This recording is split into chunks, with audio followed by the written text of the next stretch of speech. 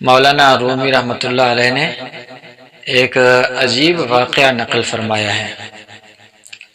فرماتے ہیں ایک کسی ملک کے اندر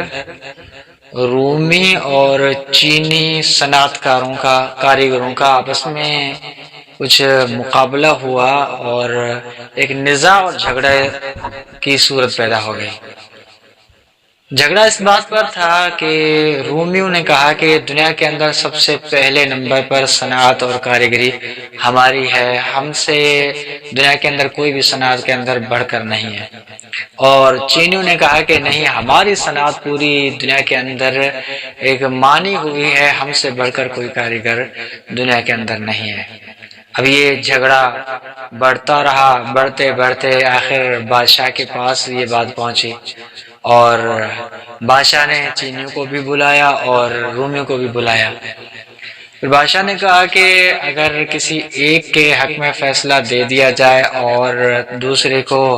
اگر ہرا دیا جائے، یہ تو یقیناً ناانصافی ہے جو کسی بھی طرح سے مناسب نہیں ہے۔ اس لیے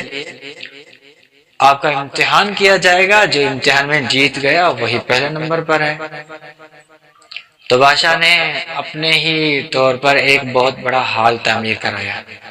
اور اسی ہال کے اندر بالکل درمیان میں ایک پردہ ڈال دیا، اور پردے کے ایک طرف اب ہال کے دو حصے بن گئے، ایک حصے میں رومیوں کو چھوڑ دیا اور دوسرے حصے میں چینی کو چھوڑ دیا، اور حکم دے دیا کہ اپنی کاریگری کے جوہر جتنے بھی تم دکھانا چاہتے ہو اپنے اس حصے کے اندر وہ جوہر دکھائے۔ یہ درمیانی جو پردہ ہے اس کو چھوڑ دیں، باقی تین طرف کی جو دیواریں ہیں اس میں چینی بھی اپنی پوری کاریگری دکھائیں تو رومی بھی اپنی پوری کاریگری دکھائیں۔ چینیوں نے تو دنیا کے بہترین قسم کے پھول اور اس کے جو رنگ بھرنا شروع کر دیے اور زبردست قسم کی ایک محنت کرنا شروع کر دی، لیکن رومیوں نے کوئی اپنی کاریگری دوسری نہیں دکھائی۔ پہلے پوری دیوار کو پلستر کر کے اس کے بعد اس کے اوپر اچھی طریقے سے سیکل کیا، بہترین قسم کا جو عمدہ قسم کا سیکل دنیا کا تھا وہ کر دیا۔ تو اب ایک طرف چینیوں کے پھول اور بہترین قسم کی جو ہے رنگا رنگی ایک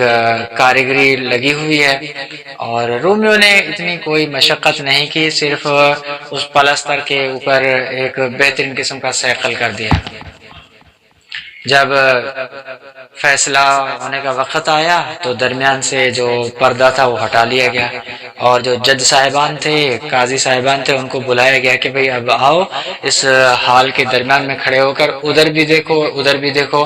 اور پھر فیصلہ سناؤ کہ کس کی کاریگری جو ہے بہتر ہے اور کس کی کاریگری جو ہے کم ہے۔ تو قاضی صاحبان، جج صاحبان آئے، آ کر ادھر چینیوں کی کاریگری کی طرف دیکھتے ہیں تو دنیا کے عمدہ قسم کے پھول بنے ہوئے اور بہترین ایک جواہر دکھائے گئے ہیں کاریگری کے، اور رومیوں کے حصے کی طرف دیکھتے ہیں تو وہی پھول بنے ہوئے ہیں، وہی کاریگری بنی ہوئی ہے، لیکن فرق یہ ہے کہ چینیوں کی کاریگری کے اندر اتنی شائننگ نہیں ہے، اتنا نکھار نہیں ہے، اور وہی چیزیں وہاں رومیوں کے حصے کے اندر جو نظر آ رہی ہیں ان کے اندر اتنا نکھار ہے، شائننگ، اور اتنی زبردست قسم کی اس کی جو ہے بناوٹ نظر آ رہی ہے کہ انسان دیکھتا ہے تو دیکھتا ہی رہ جاتا ہے۔ حالانکہ قاضی صاحبان کو پتا تھا کہ وہی چیزیں جو اس دیوار پر چینیوں نے بنائی ہیں ان کا ایک عکس ہے جو اس دیوار پر نظر آ رہا ہے، لیکن ان کی بناوٹ اس طرح کی تھی، وہ شیشہ اتنا عمدہ تھا کہ انہی چیزوں کو بہتر بنا کر پیش کر رہا تھا۔ آخر جج صاحبان نے یہ فیصلہ دیا کہ اس کاریگری کے اندر رومیوں کا پہلا نمبر ہے اور چینیوں کا دوسرا نمبر ہے۔ تو مولانا رومی رحمۃ اللہ علیہ نے یہ واقعہ نقل کرنے کے بعد اس واقعے کو ایک مثال کے طور پر پیش کیا ہے، اور اس کے بعد نصیحت کی بات یہ فرمائی ہے، فرمایا کہ ہمیں بھی چاہیے کہ ہم اپنی دل کو